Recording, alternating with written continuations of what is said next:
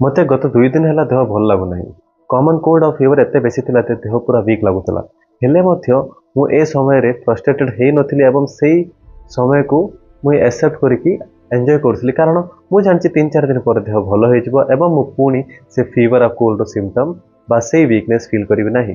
तो सेही परे आम जीवन में बहुत सारा जिनस होता है, बहुत सारा असुविधा होता है फिजिकली मेंटली, किंतु आम से समय फ्रस्ट्रेट हो जाऊ।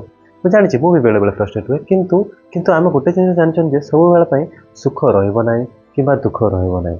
ସୁଖ ଆସିଛି ମାନେ ପଳେଇଯିବ, ଦୁଃଖ ଆସିବ, ଦୁଃଖ ଆସିଛି ମାନେ ପଳେଇଯିବ, ସୁଖ ଆସିବ।